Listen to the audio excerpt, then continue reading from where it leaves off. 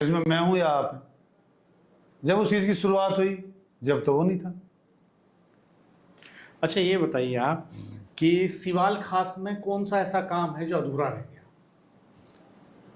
सिवाल खास जिसे आप में 2027 में लड़के पूरा कर देंगे? सिवाल खास में एक तो मेरी जो मंशा है वो सैनिक स्कूल लाने की है। ये आपने तब भी शेयर की थी ये बात उस वक्त कि आप सैनिक स्कूल लाना चाहते हैं, तो क्या अड़चन आई बीच में, क्यों नहीं आ पाया? हाँ, अड़चन आई थी, जो विषय था जगह का। हमारा जो सिवाल खास क्षेत्र है वो कृषि बाहुल क्षेत्र है, कृषि प्रधान क्षेत्र है। हाँ, उधर कोई इंडस्ट्री भी नहीं लगी और नुजूल भूमि और एलएमसी की वहाँ बहुत अभाव है, पूरा लैंड फर्टाइल है। और जब कोई बड़ी योजना लानी होती है तो सरकार को जमीन चाहिए होती है। एक तो जमीन एक्वायर करके कोई योजना है, एक जमीन सरकार पे उपलब्ध हो, तो दोनों में बड़ा फर्क है। मैंने कई योजनाओं के लिए जमीन तलाशा, लेकिन जमीन का वहाँ अभाव रहा। हमारे साथ सीनियर जर्नलिस्ट राजेश शर्मा जी मौजूद हैं, वो भी आपसे कुछ सवाल करेंगे। आप 2017 में विधानसभा का चुनाव लड़े और जीते भी। 2022 में आपको टिकट नहीं मिला, क्या वजह रही? हाँ, मिला नहीं। वजह क्या थी? पार्टी का निर्णय।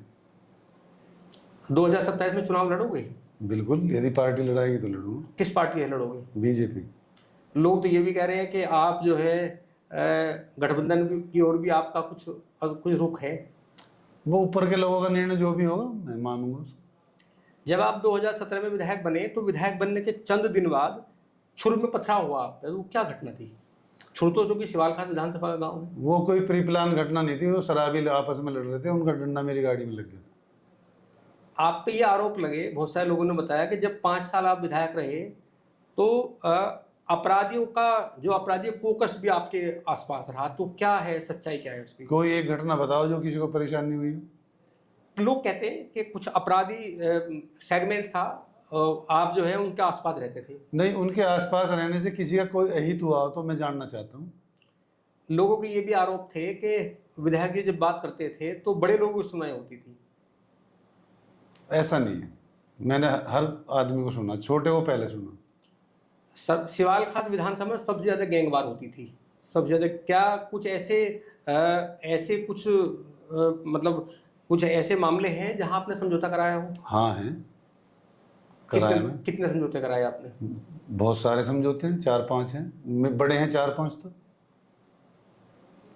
सब बंद हो गए, सब फैसला हो गया? हाँ, सब टोटल सब शांत है? सब शांत है। 2022 में जब विधानसभा का आप तैयारी कर रहे थे पूरी चुनाव की, तो कोई वजह थी, कोई लोग थे जो आपके खिलाफ थे, उन्होंने आपका टिकट कटवा दिया हो?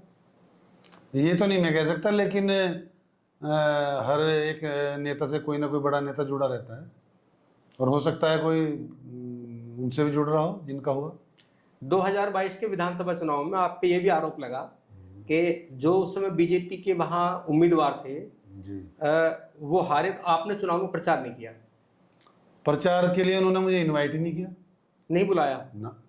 कोई उनसे कोई संबंध खराब थे क्या पहले से?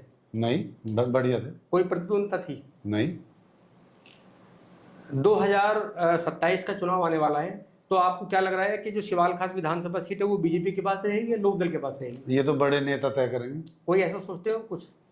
कोई ऐसा एनालिसिस? मैं तो चाहूंगा बीजेपी करे। क्या प्लान है अगला? चुनाव लड़ूंगा। पूरे जितने भी मेरठ में विधानसभा के विधायक हैं, जो विधायक जीते हुए या मेंबर ऑफ पार्लियामेंट है, सब लोग शहर में रहते हैं, शहर के आवास है। आपने पूरी राजधानी